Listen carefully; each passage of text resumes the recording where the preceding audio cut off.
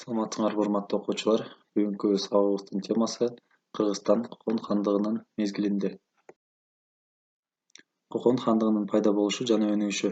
Кокон хандыгынын пайда болушу Кубат би Ажы бийдин ишмердиги, Кокон хандыгынын түндүк Кыргызстанды басып алышы, Тайлак баатырдын күрөшү, Кокон хандыгындагы ич-ара чыр-чатактар, хандыктын начарлашы. 1709 Шахрух би Кокон хандыгын негиздеген. Шахрух би санжыра боюнча Бабурдун урпагы болгон. Акбото би 18-кылымдын башында Коженттин бийлөөчүсү Кыргыздын чоң багыш уурусунан чыккан Акбото би Шахрухтун Зейнеп деген кызына үйлөнүп, Кокон амирлигинин негиздөөчүсүнүн күйөө баласы болгон.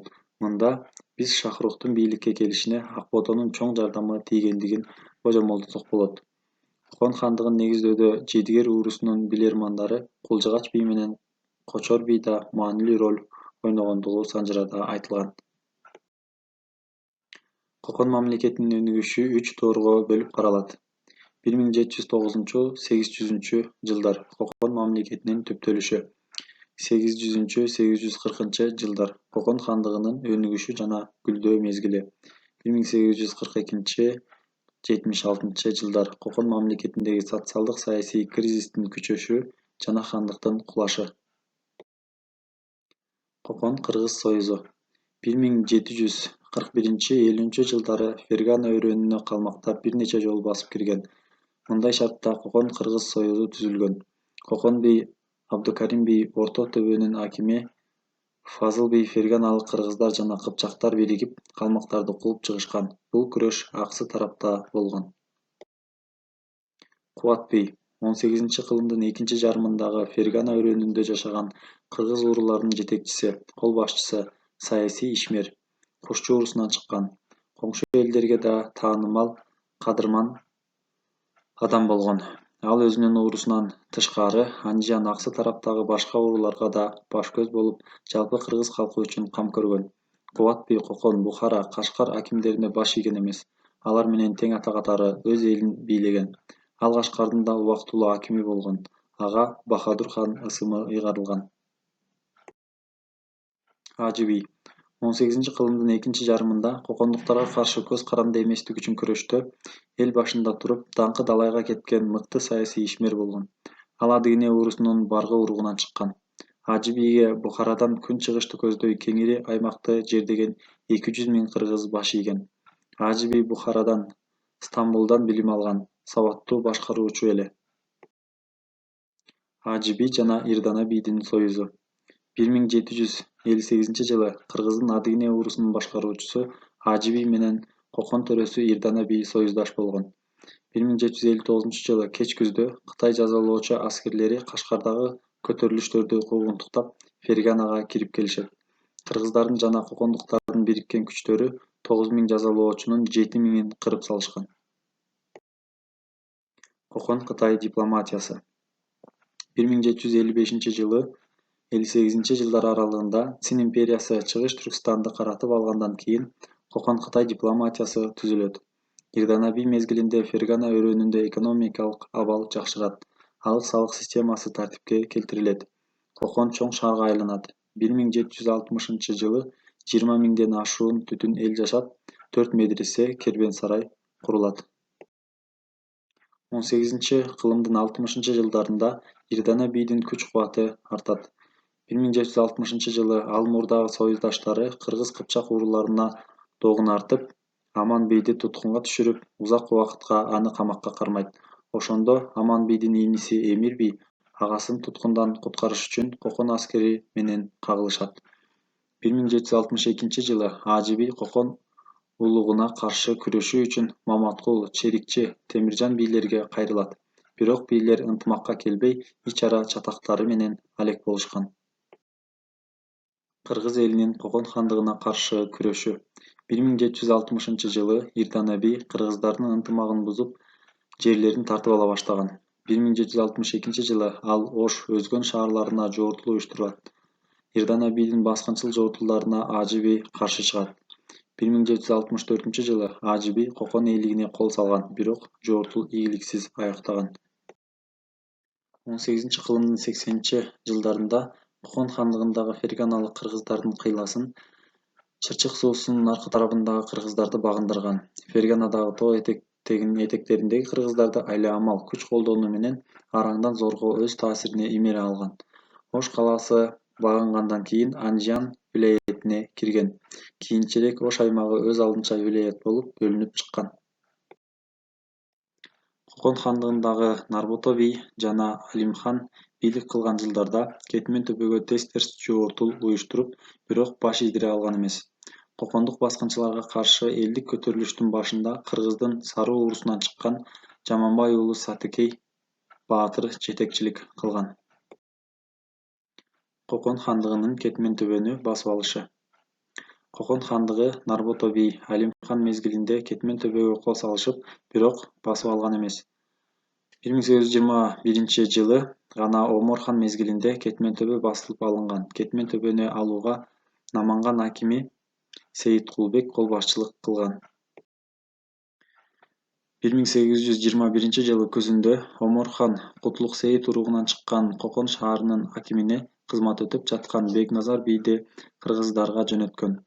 Ал Ош Кашкарда көчүп жүргөн боордош кыргыздарды талаптоноп Аксым хандын ичин жылыткан. Кокон хандары ар кандай айла-амалдар менен кыргыз феодалдарын сатып алып, кыргыз жерлерин улам басып ала баштаган. Түштүк Кыргызстанды кокондуктардын багындыруусу 19-кылымдын 1-чейрегинде аяктаган. Түндүк Кыргызстанды Кокон хандыгынын басып алышы. Түндүк Кыргызстанды багындырууну Кокон хандыгы Чүй өрөөнүндөгү кыргыз айылдарына кол салуу менен баштаган. 1799-1809 жылдары Ташкент шаары басып алынып, 1822-жылы Улай Ата чебин курушкан.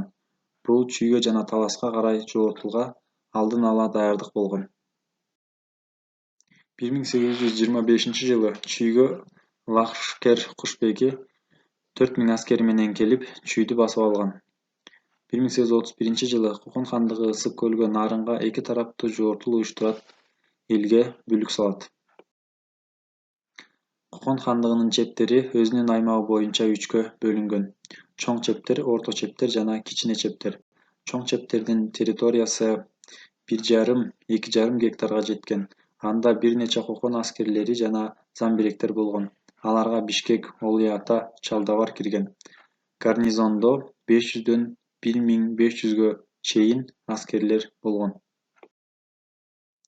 Бишкек чеби 1825-жылы курулган. Аянты 6 гектар болгон. 4 бурчтуу формада салынган. Чепти эки катар калың жана бийик дубал менен курчаган. Чепти айланта терең аң казылып, суу толтурулган. Чеп курулган жерде кербендер, жолоочулар өтчү жолдун боюнда Солтонун берени Жоо Чалыштын урпагы Бишкек баатырдын сөөгү коюлган. Ал жерге кийин кокондуктардын чебинин аты коюлган. Россиянын курамына киргенде Пишпек деп аталып калган. 19-кылымдын 30–40 жылдарында кокондук баскынчыларга каршы нарындагы Саяк уурусу катуу каршылык көрсөткөн. Саяк уурусу буга чейин Чыгыш Түркістандагы Цин Манжур бийлигине каршы кыймылга Жаангер кожонун Кашкарга жасаган жогортулдарына катышып, аскердик уюмдашуу жана курал-жарак топтоо жагынан кыйла такшалышкан эле. Алардын башында Тайлак баатыр турган. 1821-жылы Жаангер кожо Кытайларга каршы көтөрүлүштө жеңилип, баш калкалоо үчүн Ак Талаадагы Тайлактын айылына келет. Анын артынан Кытайдын генералы Баян Бату 400 аскери менен келет. Кытай аскерлери Тайлактын жоктугунан пайдаланып, элди талаптоногон. Аны уккан Тайлак орто сырттан Ойнокжар деген капчыгайда жетип, Кытай аскерлеринин генералы менен толук кыргынга учураткан. Анда Тайлак 26 жашта болгон. 1831-жылы Хакула баштаган 7000 кокондук жоокерлер Ак Талаадагы Саяк уурусунун кыйратып, ага эни Атантай менен Тайлакты туткунга алып кеткен. Ага эни баатырлар туткундан бошогондон кийин кол топтоп Куртка чебине кол салган. Салгылашта кыргыздар жоону жеңип, чептеги зынданда жаткандарды бошотуп, малдарына ээ болгон. Кокондуктар Арап баатырды 500 жоокер менен жөнөтөт. Салгылашуу Тогуз Тородогу Бычан деген жерде болгон. Тайлак качып жөнөгөн арапты кууп жетип, найза менен сайып өлтүргөн. Ал жер Араптын бели деп аталып калган. Ошондо кокондуктар 400 аскеринен айрылган.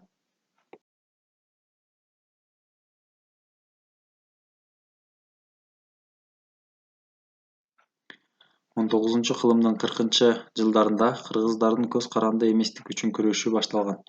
1842-жылы Ысык көлдөгү Каракол, Барскон, Коңур өлөң чептеринен кокондук сарбаздарды кууп чыгышкан. Нарын аймагындагы Тынымсейит уурусунан чыккан Алыке уулу Табылды баатыр жетектеген кыймыл 2 жылга созулуп, кокондуктардын көптөгөн жоготууга дуушар кылган.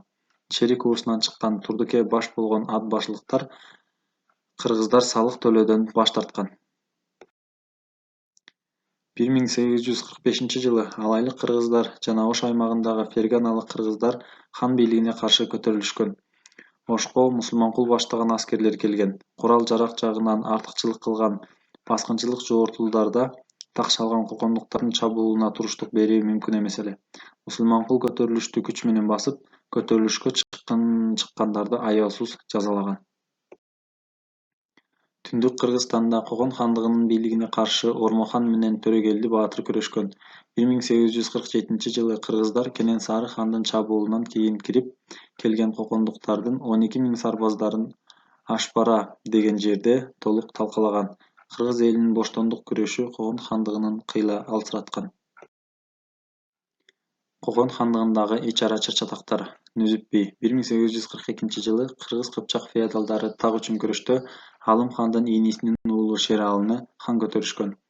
Аны хан көтөрүүдө кыргыз феодалдары Нүзүп би, Жедигер уурусунан чыккан Нарбото манап, Ажыбек Татка, Жаңгарач манап зор роль ойногон. Ордо үчүн чыр-чатактын учурунда Нүзүп миңбашыны кыпчак төбөлү мусулманкул айлакерлик менен өлтүргөн. Шералы өзүнүн хан тукумунан экендигин жашырып, таласта жөнөкөй малчы болуп күн көргөн. Уламыш боюнча Шералы такка отурганда Нүзүп миңбашы өткөн күнүңдү унутпа деген мааниде тактынын маңдайына хандын эски чокойун илдирип коет. Хандыкта бийлик ушунчалык күчкө жеткен, хан көтөрүүдө адамды курмандыкка чалышкан. Нүзүп би өлтүрүлгөндөн кийин 1844-жылы мусулманкул Ордо шаарды басып алып, жеңишке жетишип өзүн миңбашы деп жарыялайт. Шералы хан болсо анын кол жоолугуна айланат. 1845-жылы мусулманкул Оштогу көтөрүлүштү басканы кеткенде, кыргыз өзбек төбөлдөрү Шералыны тактан кулатып, Муратты такка отургузушкан. Мусулманкул Коконго кирип, Муратты 11 күн гана такка отурган Муратты өлтүрүп, Шералынын 13 жашар уулу Кудаярды хан көтөрөт. Өзү аталык наамын алган. Көп өтпөй Кудаярды өзүнүн кызына үйлөнтүп, өз таасирин сактоого умтулган.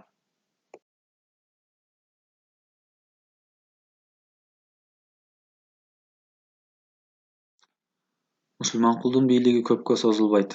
1850-жылы Кудаяр хан мусулманкулга каршы чыгат, бирок жеңилип калат.